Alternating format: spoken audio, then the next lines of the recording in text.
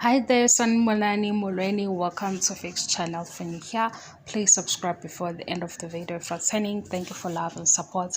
I appreciate you.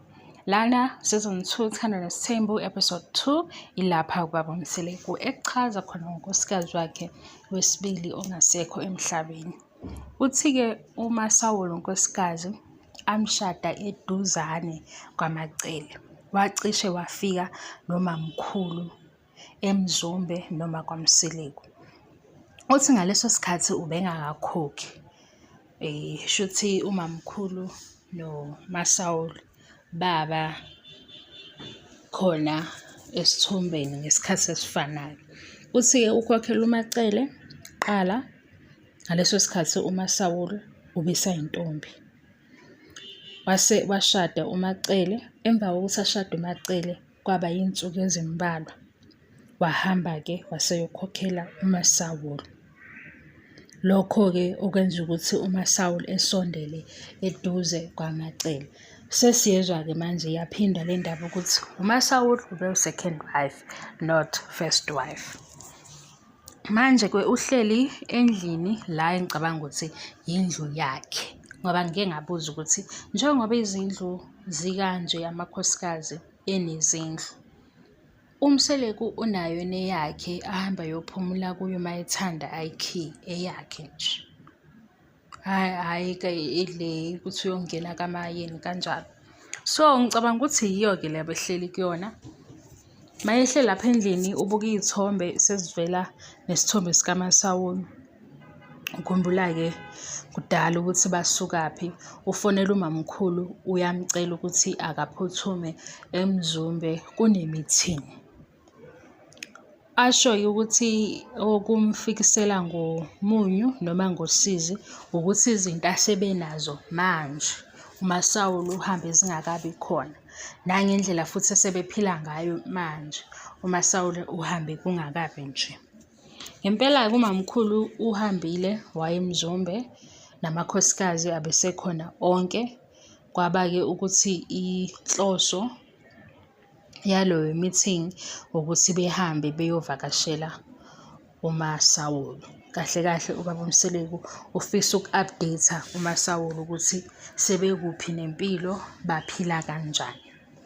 Mayenzeka le meeting eqala ephatha igama likaMasawule ekhuluma ukuthi washeshe wahamba and ukuhamba kwakhe bekungenjena, manje sebewumndeni omkhulu osu-achieve nezinto eziningi. Zange akhulume umamkhulu, iqale yaze yophela i-meeting akashongo lutho. Akushoyo eceleni ukuthi ukube ubazi ukuthi le meeting imayelana nani ubezohlala engezi. Kunento-ke engeke ngisho, indlela amakhosikazi kababa Mseleku azana ngayo seyingekho ikhamera, sebewumndeni, ihlukile ukunendlela esibabona ngayo ku-TV show nendlela thina esicabanga ukuthi sibazi ngayo. Singajaja sithi mhlampe hey waze wanebhifu umamkhulu, ngisho esedlulile emhlabeni, omunye unkosikazi akakwazi ngisho ukukhuluma. Kwenzakalani? Exactly kwenzakalani? Asazi. Kwenzekani? Asazi. Ngalana umayeni wenza adume ngazo usefonini.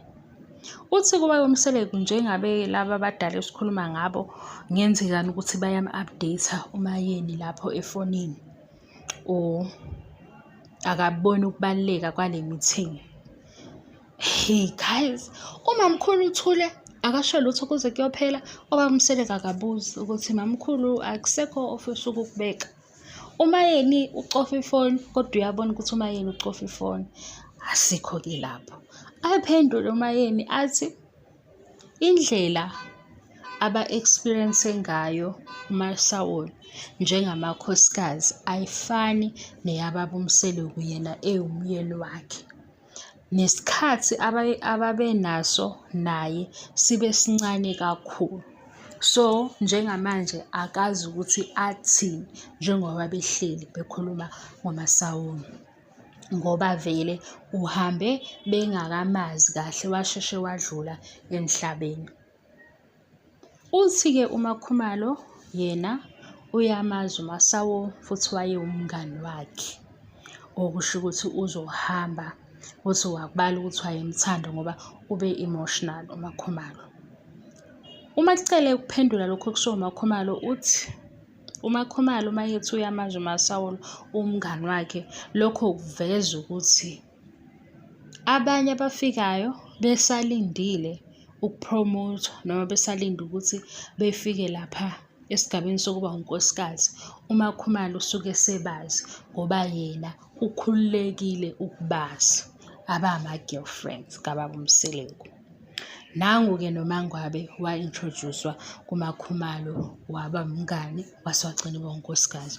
NoMakhumalo wa-introduce-a kuMasawu wahlala naye wagcina esewunkosikazi. So uMacele uthi le esho uMakhumalo iveza ukuthi uyabazi abanye abasuke besekulayini, kungenzeka ukuthi baphumelele noma bengaphumeleli, kodwa indlela asho ngayo ikhombisa ukuthi akayijabuleli yona le ndaba.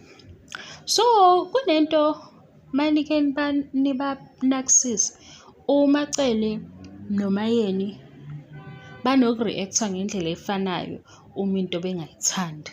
Yikho ngithi le kuqaleni ku-episode 1 indlela ubaba Mseleku achaza ngayo uMacele noMayeni ngathi uchaza umuntu oyedwa, kodwa siyawubona umehluko masibabona.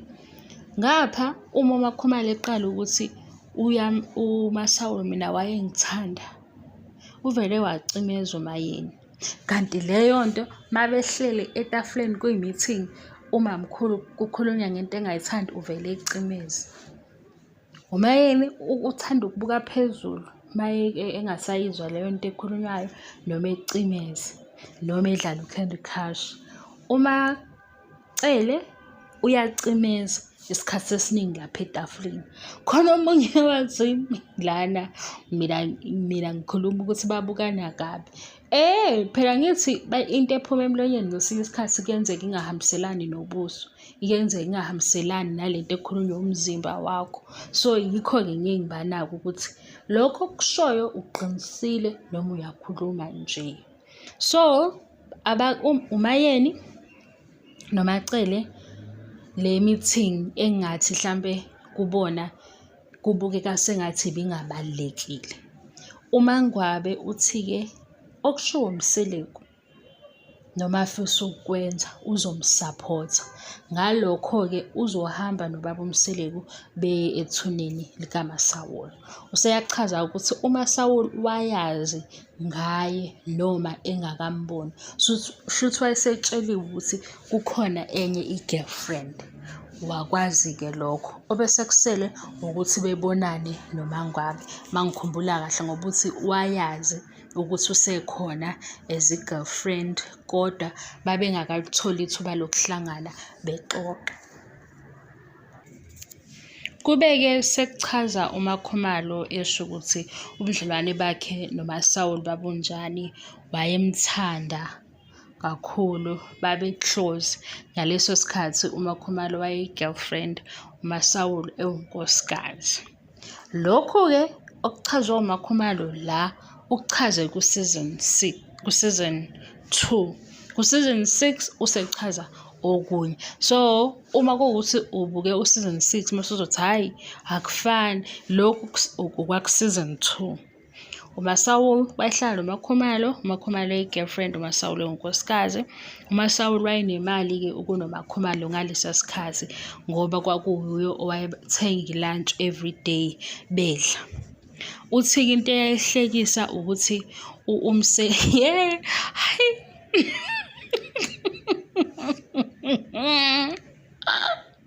no, yazi ukuthi uthi into eyayihlekisa iyahlekisa kodwa ayihlekisi ukuthi uMseleku wayefika as a husband kaMasawu aphinde ashintshe endlini eyodwa abe indaba kube ngathi i-movie manje yo. Endlini eyodwa aphinde abe i-boyfriend kaMakhumalo. Hhayi ngoba ngingahloniphi guys, kodwa kuzwakala kuyi-movie. Khona-ke othi isiZulu vele sinjalo. Angisazi isiZulu esi-deep, angizazi futhi izinto ezazenziwa kudala ngabe nginephutha. Ngifunda nje mase ngiyithola kukhona oyichaza ku-social media. Ngaye ngayibona i-comment ethi vele kwakwenziwa. Hayi, sona isiZulu siyasihlonipha kodwa ezinye izinto yazi ziyathusa. Ukuyibuza ukuthi le nto ihloniphekile noma ayihloniphekile, ngoba manje sibuka ukuthi nangesikhathi omunye mncane omunye mdala, nanokuthi asishiyeni futhi sikhulume ngendlela echaza ngakhona ishow. Uthi-ke wayehlala naye bezwana kakhulu, engathandi nokuthi eye ekhaya. uMasawule, indlela wayethanda ngayo uMakhumalo. Uthi kwakuba awkward-ke ngoba yena uyi-girlfriend, kube nosuku uMseleku uvakashele unkosikazi. Movie, hayi, avakashele unkosikazi yena ukhona endlini njenge-girlfriend. Ukuthi-ke uMasawule noMakhumalo suthi iphupho kwawukuthi uzoba unkosikazi ekugcineni uMakhumalo. Kodwa nje unkosikazi othanda intombi noma kuyenzeka bayabangani, mina ngicabanga ukuthi nje usuke efuna ukumfakela uphoyizeni, into efika kuqala emqondweni. Kodwa mangizwa-ke kuthiwa kudala into ebiyenziwa amakhosikazi ukuthi bekuba khona usisi abambonayo omncane. Yileyo nto leyo eyenza lento kube ngathi inokuba angazi njani, ngoba why kuzoba usisi omncane akathathi ngani olingana naye noma ongemncane kakhulu, noma babesuke benzela ukuthi lona omncane uzomlalela lo omlandile. Yinto-ke engitholela ku-social media ukuthi amakhosikazi kudala ayefunela ubaba omunye ozoba unkosikazi, kodwa isikhathi esiningi kwake kufuna intombazane ahlale-ke nonkosikazi kugcine kube ukuthi kuba khona umshado.